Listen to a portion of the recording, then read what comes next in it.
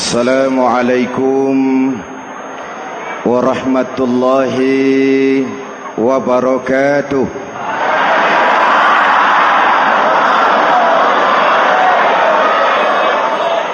Alhamdulillahi rabbil alamin. Wassalatu wassalamu ala ashrafil mursalin Sayyidina wa maulana Muhammadin wa ala alihi wa sahbihi ajmain, amma ba'du.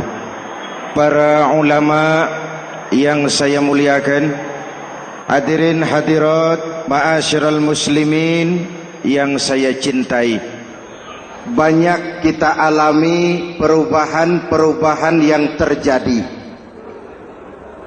baik perubahan yang menyangkut sosial budaya, lebih-lebih yang menyangkut sosial politik. Yang tidak banyak mengalami perubahan adalah sosial ekonomi. Bahkan angka kemiskinan kita naik menjadi 3/5 dari total penduduk kita hidup di bawah garis kemiskinan, dan 20% diantaranya miskin mutlak. Perubahan-perubahan yang terjadi menyadarkan kita kepada kebenaran Al-Quran ketika Allah menyatakan wa tilkal ayyamu nudawiluha bainan nas. Hari itu kami putar di antara manusia. Ada saat datang, ada waktu pergi. Ada hari lahir, ada saat kembali, ada waktu dilantik, ada saat menyerahkan jabatan. Hari kami putar di antara manusia dan hidup cuma sekadar menunggu giliran. Soalnya kemudian di tengah perubahan-perubahan yang terjadi begitu cepat, what must we do now?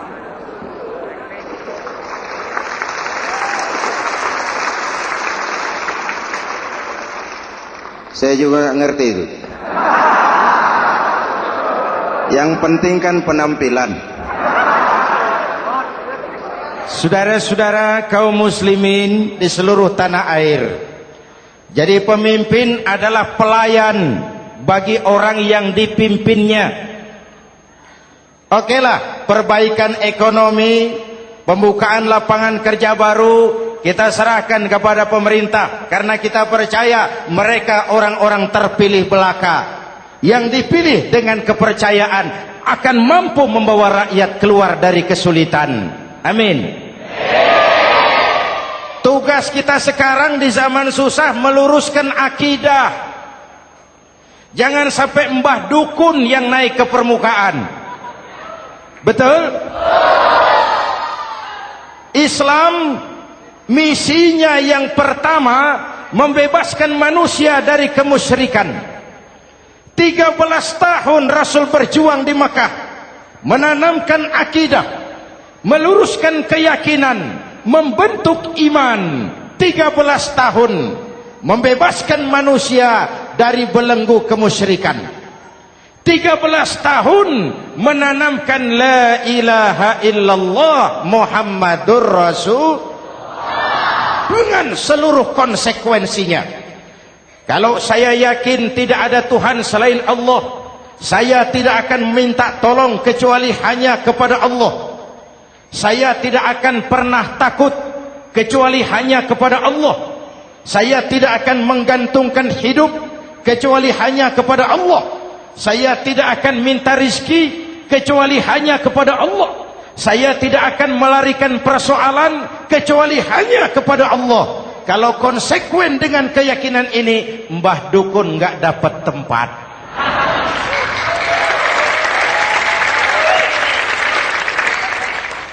Akur? Ayo lihat secara sederhana. Saya sandaran di tiang, tiangnya ambruk, sayanya jatuh. Saya sandaran di tembok, temboknya runtuh, saya juga runtuh. Saya sandaran kepada orang kaya, dia jatuh miskin, saya bangkrut. Saya sandaran kepada jenderal, dia pensiun, saya selesai.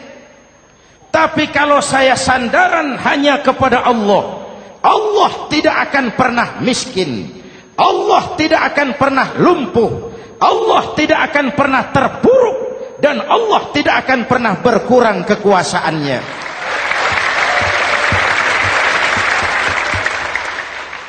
Maka umat Islam, sesulit apapun zaman yang kita hadapi, Allah juga tempat kita bersandar. Jelas?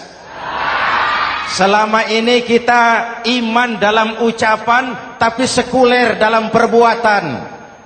Di masjid ada Allah, di kantor Allah tidak ada, maka korupsi merajalela.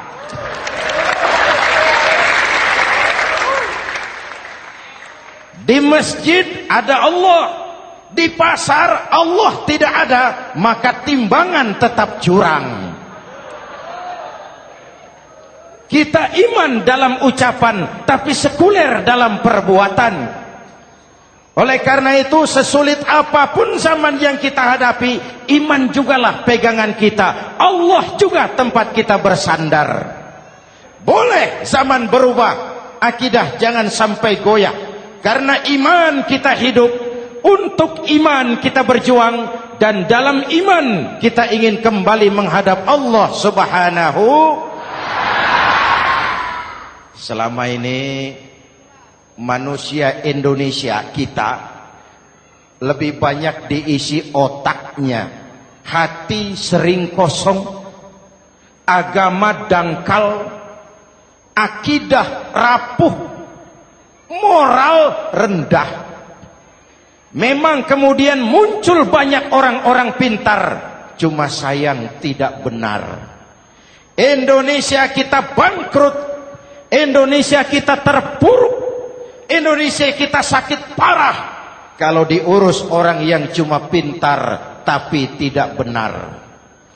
Kita perlu orang-orang pintar, tapi kita lebih perlu orang benar. Jelas?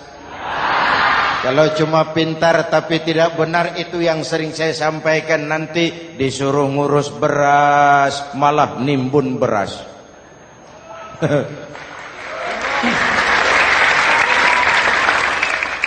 Disuruh ngurus laut malah jadi bajak laut.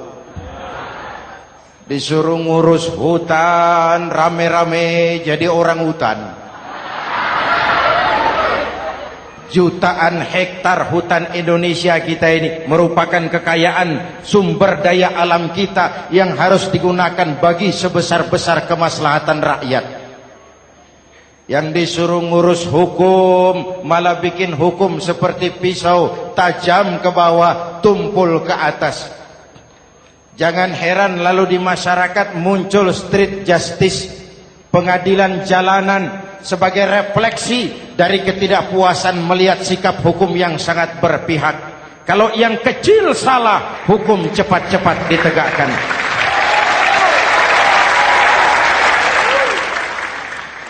Lihat saja sekarang ini kalau orang terkenal banyak uang punya masalah, antri yang bela. Betul? Tapi saudara lihat si Marsinah di Jawa Timur, si Sengkon dan Karta di Jawa Barat, si Udin Bernas wartawan Jogja, terseok-seok mencari keadilan, sampai hari ini urusannya masih remeng-remeng. Kenapa bisa begitu? Jawabannya sederhana, tidak ada fulus. Ada fulus mulus, tidak ada fulus manfus. Betul? Jangan sampai para penegak hukum kita terjebak pada lagu baru, maju tak gentar membela yang bayar. Biar bertentangan dengan nurani, biar bertentangan dengan public opini, biar bertentangan dengan rasa keadilan. Siapa yang bayar, itulah majikan. Mau benar atau salah, belain terus.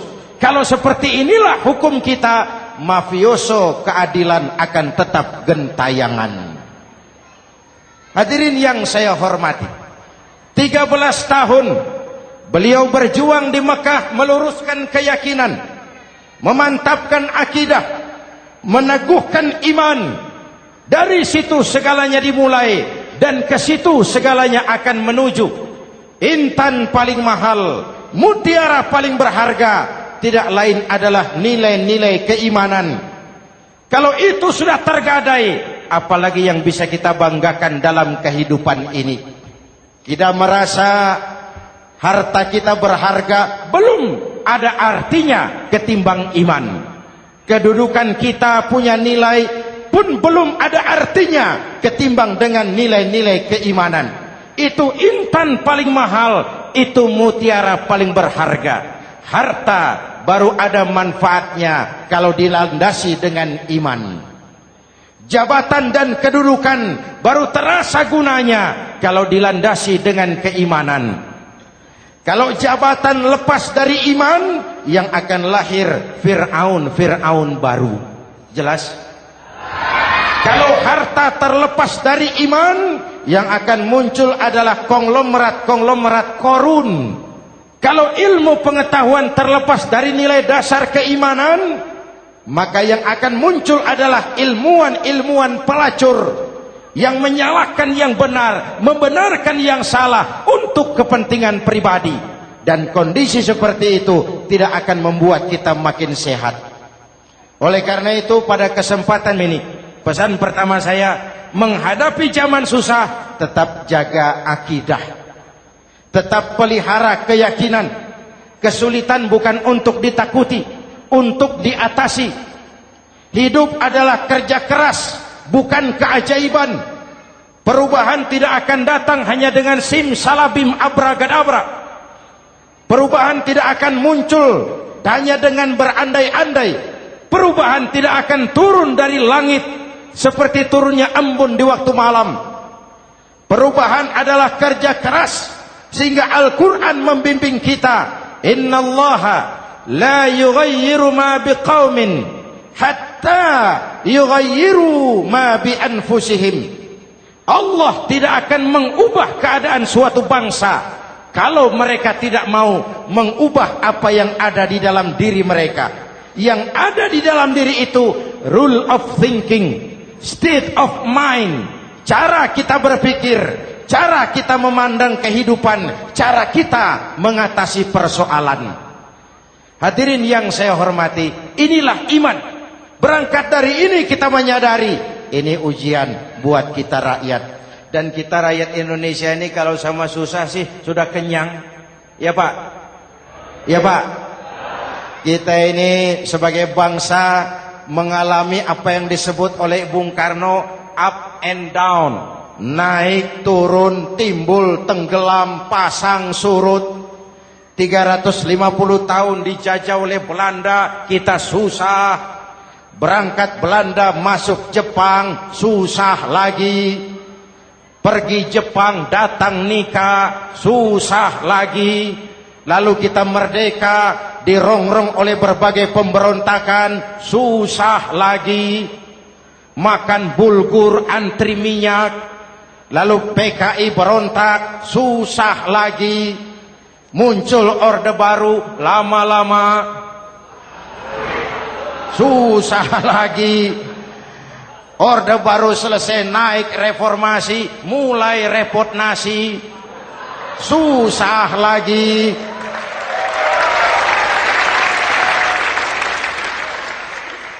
Kalau susah kita ini sudah akrab, sudah intim. Mestinya kalau sudah susah seperti itu, jangan salah sikap menyikapi kesusahan. Jangan sampai kita potong kompas, ambil jalan pintas, terjebak menghalalkan segala cara. Itu tidak akan menguntungkan, itu tidak akan menyelesaikan. Kalaupun selesai, nampaknya penyelesaian sesaat. Dan penyelesaian sesaat bukan penyelesaian yang sebenarnya. Karena itu tetaplah dalam koridor keimanan. Boleh zaman berubah, akidah jangan sampai goyah.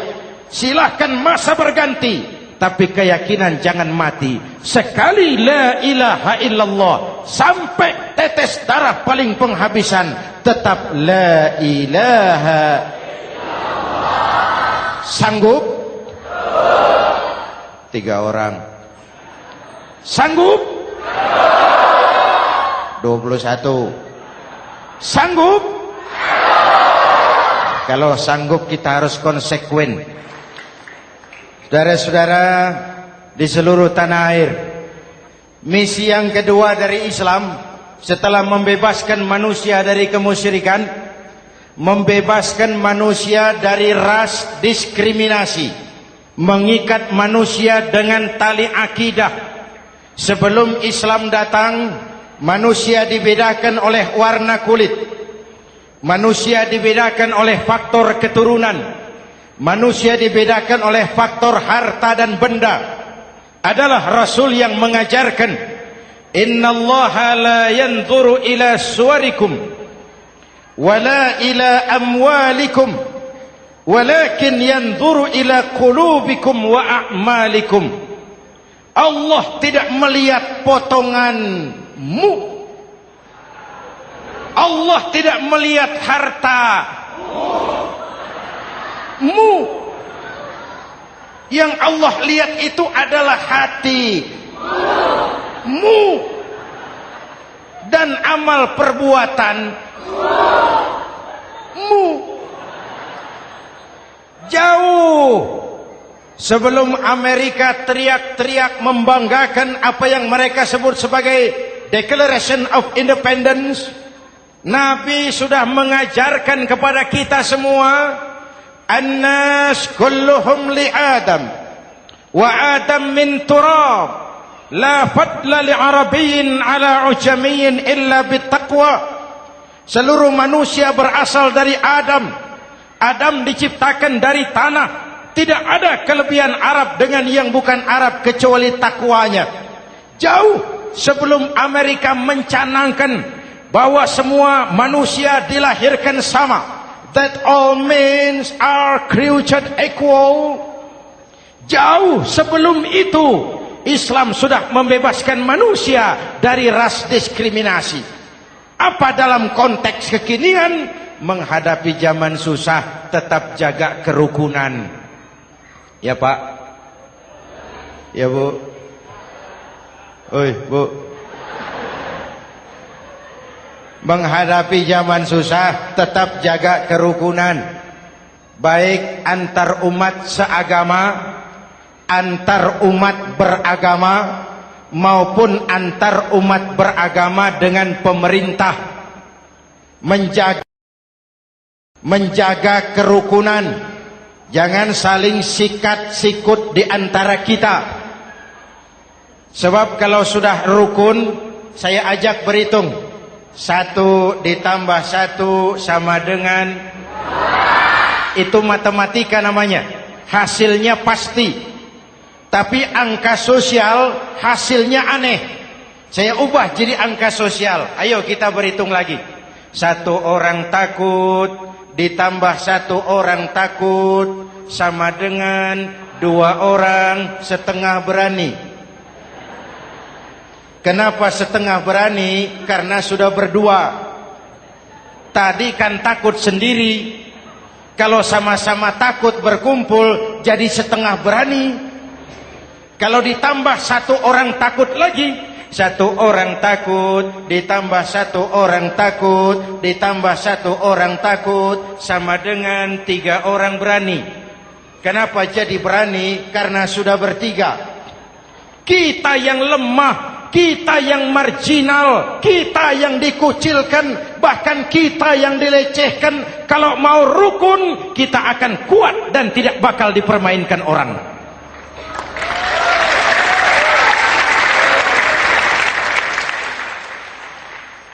Tapi kalau rukunnya yang satu mau menikam yang lain, saya ajak berhitung lagi. Yuk berhitung yuk. 1 ekor ayam ditambah 1 ekor musang sama dengan 1 ekor musang. Kemana ayamnya? Dimakan musang. Betul nggak nih hitungan? Ayo kita hitung lagi. 1 ekor ayam ditambah 1 ekor musang sama dengan 1 ekor musang. Kemana ayamnya? Dimakan musang. Jadi kalau kita suka kumpul dengan orang yang mau makan kita, selesailah kita.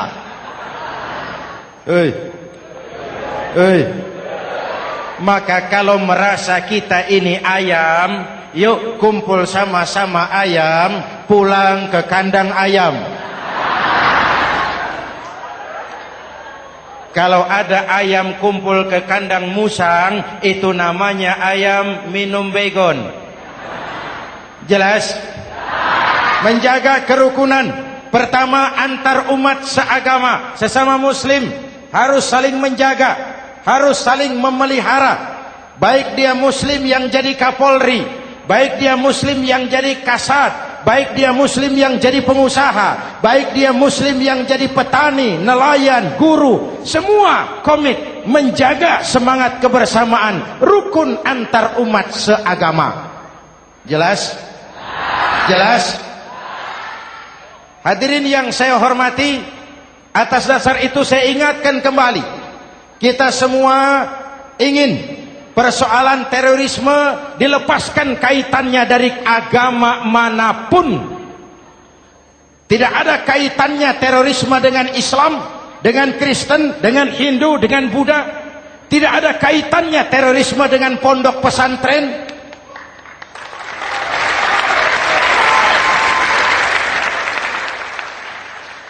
Jangan sampai pesantren jadi kambing hitam. Karena sejak zaman penjajahan, pesantren sudah terbukti memberikan kontribusi bagi perjuangan memerdekakan rakyat Indonesia. Rukun antar umat seagama. Yang kedua, rukun antar umat beragama. Islam ini rahmatan lil. Jangankan manusia walaupun berbeda agama, binatang saja dihormati. Ada hadis, fa iza zabahtum fa ahsinuz zibhata. Kalau kamu menyembelih hewan, sembelihlah dengan cara yang terbaik. Jangan menyembelih ayam dengan pisau tumpul. Itu namanya tidak berperi kebinatangan. Yang kecil lagi, saudara buka babul istinja, makruh buang air kecil di tanah yang berlubang. Sebab apa? Pertama, menjaga kesehatan. Siapa tahu di lubang yang saudara buang air kecil itu ada gas beracun. Kalau tidak, melindungi binatang yang ada di dalam lubang. Siapa tahu di lubang yang saudara buang air kecil itu ada semut sedang rapat membahas terorisme. Apa dosanya lalu mati dikencingi? Ini namanya rahmatan lis semut. Binatang saja dilindungi. Maka perbedaan agama tidak harus menyebabkan kita bertolak belakang. Perbedaan agama bukan alasan untuk saling bermusuhan. Apalagi kita sudah menyadari tentang kemajemukan kita, tentang kebinekaan kita, tentang keragaman kita. Rukun antar umat beragama. Saling menghormati, saling menghargai, tapi tetap dalam batas lakum dinukum. Lalu rukun antar umat beragama dengan pemerintah. Hadirin yang saya hormati, yang benar kita dukung, yang salah kita perbaiki dan kita tegur menurut cara-cara yang diajarkan oleh agama kita. Dan sholat berjamaah, pendidikan bernegara yang paling bagus. Tadi kita sholat ada imam, ada makmum, betul? Makmum wajib ikut imam kalau imam benar sholatnya. Rakyat wajib ikut pemimpin kalau pemimpin benar mimpinnya. Masyarakat Islam ini loyal. Masyarakat Islam ini bukan pemberontak. Masyarakat Islam ini taat dan setia. Kapan? Kalau imamnya benar. Imam takbir, makmum. Imam ruku, makmum. Imam i'tidal, makmum. I'tidal. Imam sujud, makmum. Tapi kalau imam keliru, mestinya imam ruku malah sujud. Salah imam ini. Tegur. Siapa yang wajib negur? Makmum yang saf terdepan. Anggota DPR.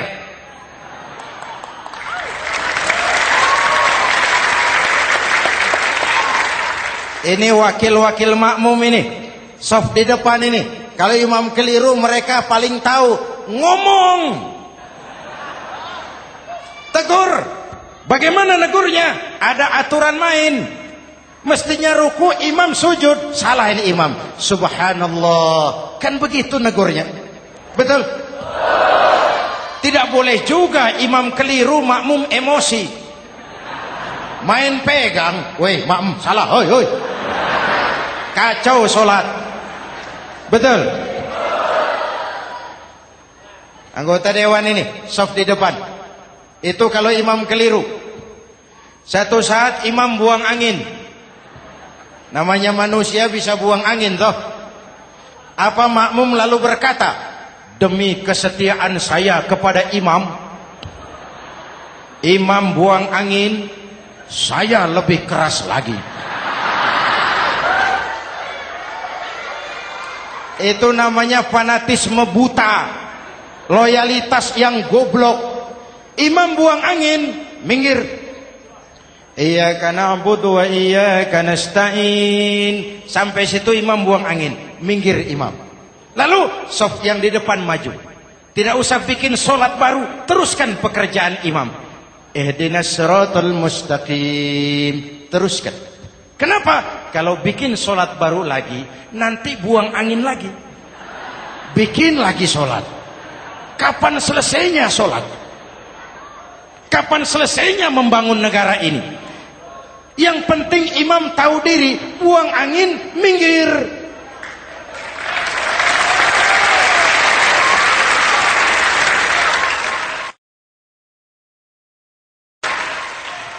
Ini kacaunya solat berjamaah kita sekarang. Kacaunya negeri kita sekarang. Banyak imam sudah buang angin, gengsi. Diam aja merasa nggak punya salah. Dikasih tahu sama makmum, imam tadi buang angin ya, malah jawab sedikit. Apa kalau sedikit lalu tidak batal solat itu? Mekanisme kehidupan sosial yang diatur lewat tuntunan solat berjamaah. Sehingga Nabi berpesan, kun imaman muta'an au ma'muman muti'an fala takun thalisan jazu'a. Kalau jadi pemimpin, jadilah pemimpin yang ditaati. Kalau jadi makmum, jadilah makmum yang mentaati. Jangan jadi golongan ketiga pemecah belah. Di depan tidak jalan, di belakang takut, ditaruh yang di tengah, di depan didorong, yang belakang ditendang. Ini namanya biang kerok.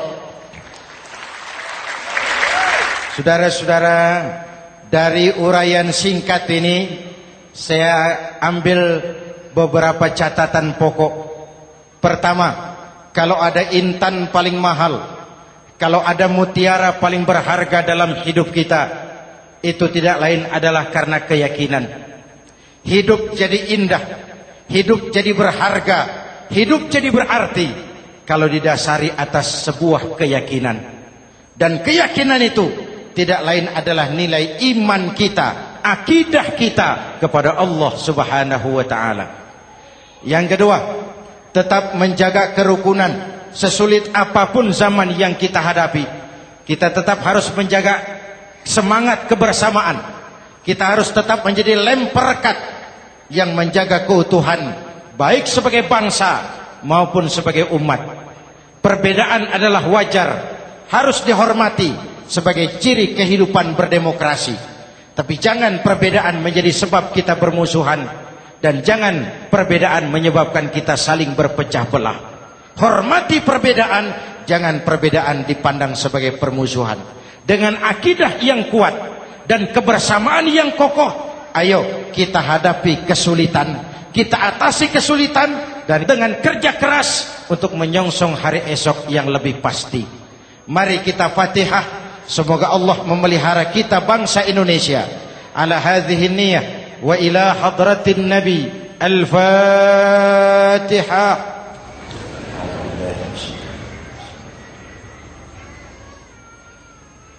Iyyaka na'budu wa iyyaka nasta'in. Ihdinas siratal mustaqim. Siratal ladzina an'amta 'alaihim. Bismillahirrahmanirrahim. Amin. Alhamdulillahi rabbil alamin. Allahumma salli wa sallim wa barik ala sayyidina Muhammadin wa ala alihi wa sahbihi ajma'in. Allahumma rabbana taqabbal minna salatana wa siyamana wa qiyamana wa takhassu'ana wa ta'abbudana wa tammim taksirana ya arhamar rahimin. Allahumma aslih man fi salahihi salahul muslimin. Allahumma ahlik man fi halakihi salahul muslimin. Allahumma rabbana la tu'akhizna in nasina aw akhtana. Rabbana wa la tahmil alaina isran kama hamaltahu ala alladhina min qablina. Rabbana wa la tuhammilna ma la taqata lana bih wa'fu 'anna waghfir lana warhamna anta maulana fansurna 'alal qaumil kafirin. Allahumma ij'alna minas su'ada'il maqbulin wa la taj'alna minal ashqiya'il mardudin. Afdalu ma qultuhu ana wan nabiyyuna min qabli. La ilaha illallah.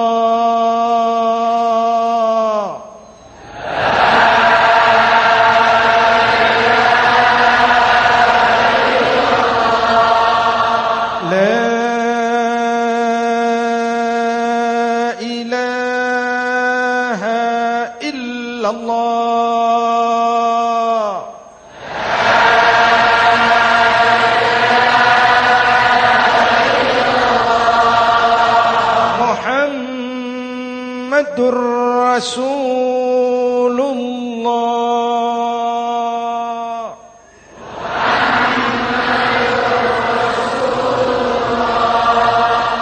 sallallahu alaihi wa alihi wa sallam. Kalimatu haqqin 'alaiha nahya wa 'alaiha namut wa 'alaiha wa biha nub'atsu insyaallah minal aminin minal aminin minal aminin rahmatika ya arhamar rahimin. Sallallahu ala sayyidina Muhammad wa ala alihi wa sahbihi ajma'in. Ana rabbika rabbil izzati amma yasifun. Salamun alal mursalin. Walhamdulillahi rabbil alamin. Jumpa lagi di lain kesempatan insyaallah. Wassalamualaikum warahmatullahi wabarakatuh.